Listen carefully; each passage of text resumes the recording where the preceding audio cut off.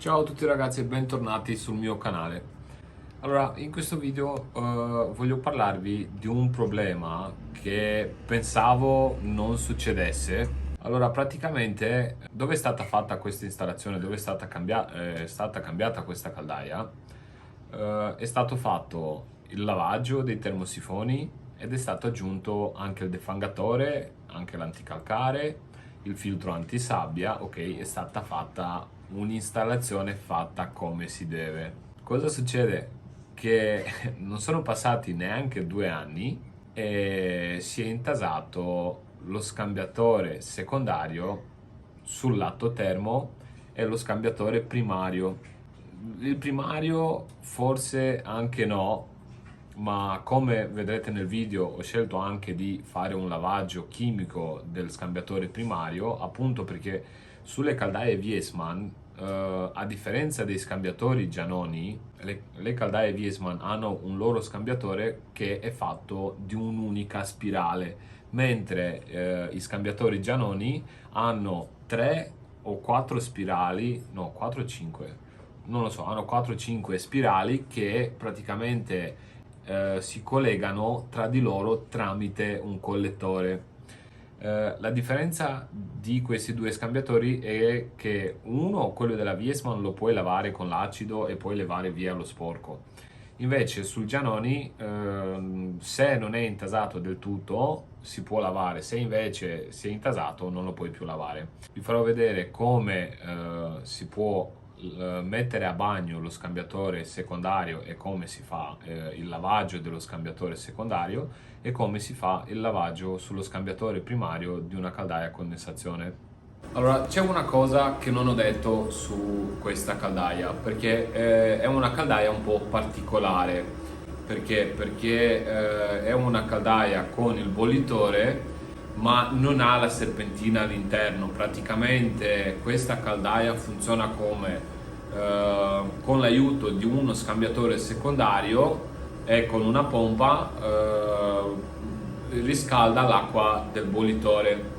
Questo perché, uno, perché può avere un accumulo di acqua calda subito pronto, in meno tempo di quanto si potrebbe avere un accumulo di acqua calda con la serpentina all'interno. Poi, se si deve intasare di calcare, non si intasa tutto il bollitore, allora è una rogna togliere il bollitore, pulirlo, rimetterlo, smontare mezza caldaia, ci metti 4-5 ore, mezza giornata a smontare un bollitore, pulirlo e rimetterlo su. Qui basta cambiare o lavare lo scambiatore secondario e il gioco è fatto. Io ho visto un altro modello simile della Vaillant, mi pare che sia un modello della Vaillant WMI, mi pare, non sono sicuro, ma so che questa idea l'ho vista anche da Vaillant un paio di anni fa, 5-6 anni fa, e devo dire che è un modello valido, non lo vedi spesso, però è un modello abbastanza valido, dove, che ne so, questa tipologia di caldaia si può installare sui bed and breakfast, sulle palestre dove ho 4-5 docce, su una casa che ne so 200 metri quadri e ho 3-4 bagni, magari ci sono 2 bagni contemporaneamente, questa caldaia scalda l'acqua tranquillamente per 2-3 bagni, non ha problemi, quindi è una caldaia molto valida. Quindi adesso vi lascio con il video. Come vedete, io qui ho già tolto lo scambiatore secondario, l'ho messo all'interno di una vaschetta e adesso ci aiutiamo dal nostro amico acido muriatico e dobbiamo versare questo acido all'interno di questo scambiatore secondario. Vedete come faccio io nel video, che lo sto versando attraverso i buchi che ci sono sul scambiatore secondario, per poter tirare fuori tutto lo sporco che ha accumulato all'interno dello scambiatore. Fate attenzione perché esce fumo, fa un bel fumo questo acido, però vedete che piano piano comincia a uscire fuori anche lo sporco. È meglio se questo tipo di lavoro lo fate all'esterno, non all'interno della casa. Guardate che reazione che fa. dovete lasciare che l'acido faccia il suo lavoro più o meno per 20-30 minuti. Quando vedete che non fa più le bollicine, allora dovete prendere il scambiatore con una pinza, con una chiave, qualcosa, fate in modo di non toccare lo scambiatore, ok? E tirare l'acido fuori e poi ricominciare a versare l'acido dentro, ma comunque ci vogliono dai 20-30 minuti, nel modo che l'acido faccia reazione e tiri fuori lo sporco, sia il calcare che lo sporco che si è accumulato dai termi.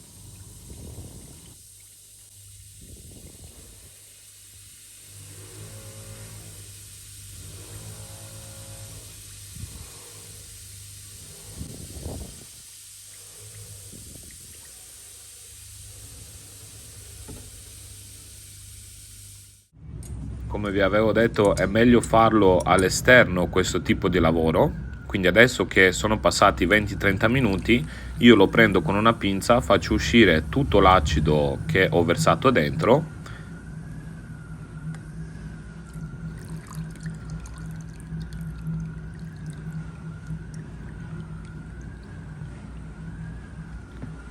lo rimetto indietro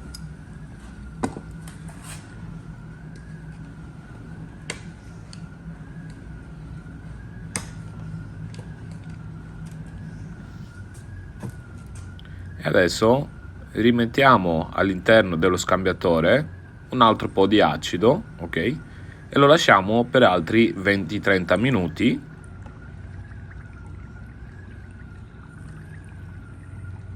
Dopodiché dobbiamo sciacquarlo bene con acqua per tirare fuori tutto l'acido che c'è all'interno dello scambiatore e poi possiamo rimontarlo su. Questo tipo di lavoro possiamo farlo per tutte le caldaie che hanno uno scambiatore secondario. Quindi non solo per questo modello, ma anche per gli altri modelli, tutte le caldaie che hanno uno scambiatore secondario.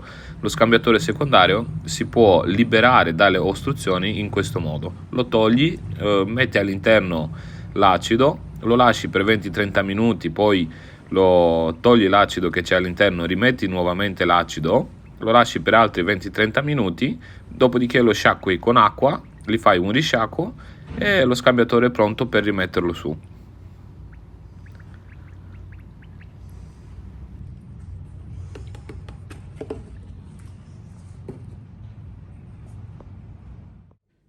Ora che abbiamo liberato lo scambiatore secondario, dobbiamo fare il lavaggio sullo scambiatore primario della caldaia. Quindi ci attacchiamo con i tubi sulla mandata e sul ritorno della caldaia. All'interno della pompa dobbiamo inserire lo stesso acido che abbiamo usato anche per lavare lo scambiatore secondario, ok? E in questo modo possiamo lavare il primario, ma prima di questo dobbiamo reinstallare lo scambiatore secondario che abbiamo appena lavato.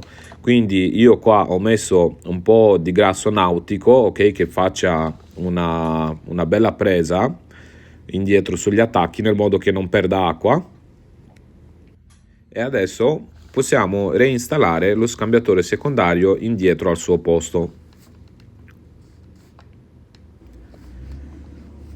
Quindi dopo aver reinstallato lo scambiatore secondario possiamo anche far partire la pompa, ok? E gli facciamo prima un giro con l'acqua nel modo che così vediamo se ci sono perdite o no. Se non ci sono perdite possiamo aggiungere l'acido all'interno della pompa.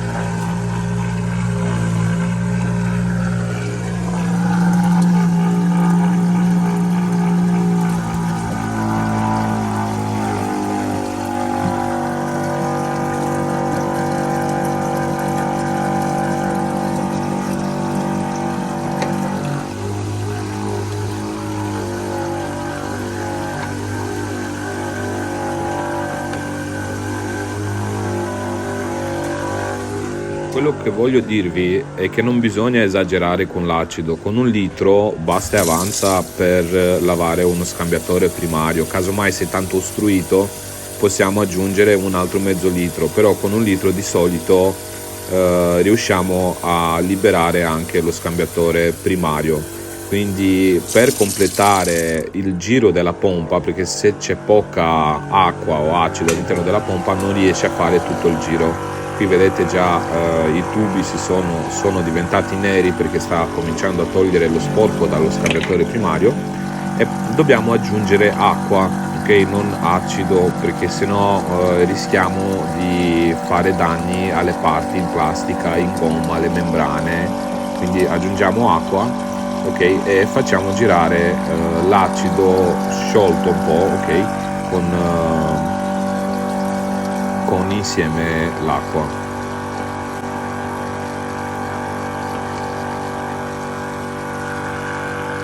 Per rimuovere lo sporco meglio possiamo cambiare il giro della pompa, quindi possiamo fare il giro anche a rovescio, tipo dalla mandata sul ritorno, dal ritorno sulla mandata, nel modo da liberare meglio le scaglie di sporco e lo sporco dall'interno dello scambiatore primario, ok? Possiamo cambiare il giro da un tubo a un altro, così liberiamo meglio lo sporco che c'è all'interno della caldaia.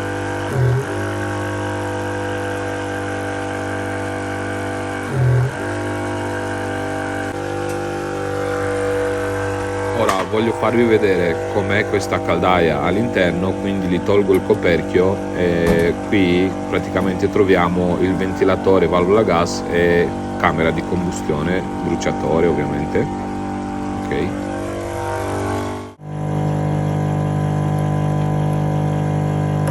Adesso per liberare meglio anche lo scambiatore secondario, so che l'abbiamo già lavato e già messo a bagno, però possiamo togliere il motorino della valvola di 3 vie e mentre la pompa sta funzionando facciamo un su e giù della valvola di 3 vie, ok? In questo modo facciamo passare un po' di acido anche sulla parte dello scambiatore secondario, sulla parte termo, ok, dello scambiatore secondario, così lo possiamo liberarlo meglio dallo sporco. So che l'abbiamo già messo a bagno e l'abbiamo già liberato, però un passaggio in più non gli fa male.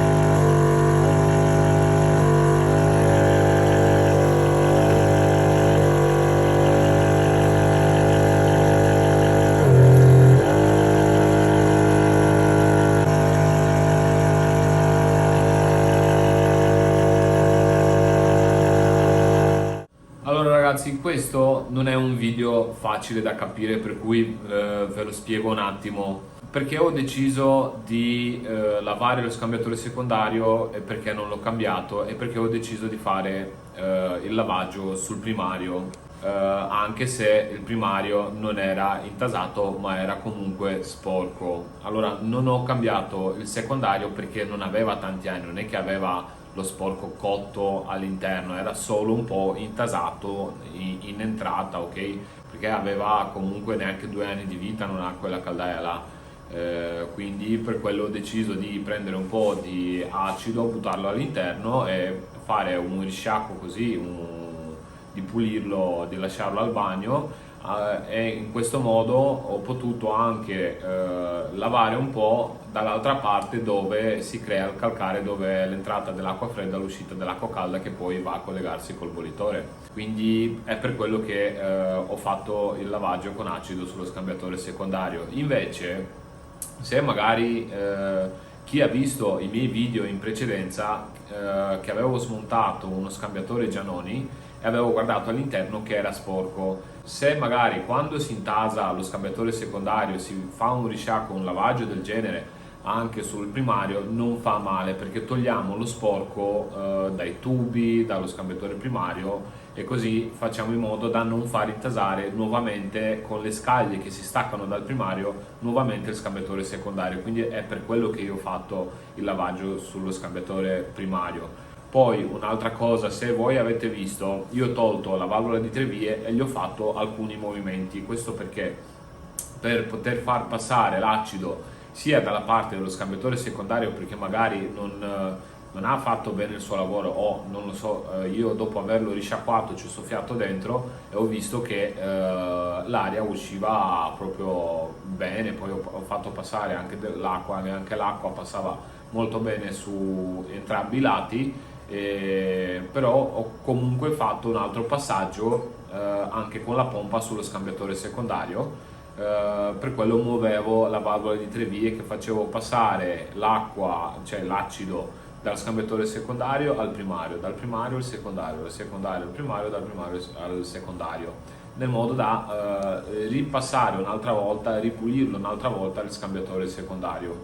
Adesso non manca che fare il risciacquo, e praticamente io l'ho fatto 4 volte su questa caldaia, perché ho voluto tirare fuori proprio tutto lo sporco dall'interno dello scambiatore primario, nel modo da lasciarla pulita, pulitissima come nuova. Quindi adesso vi faccio vedere come si fa il risciacquo. Comunque è facile, basta svuotare l'acido che c'è, rimettere l'acqua pulita, far circolare l'acqua, risvuotare l'acqua sporca, rimettere acqua pulita, far circolare di nuovo finché l'acqua rimane bella pulita.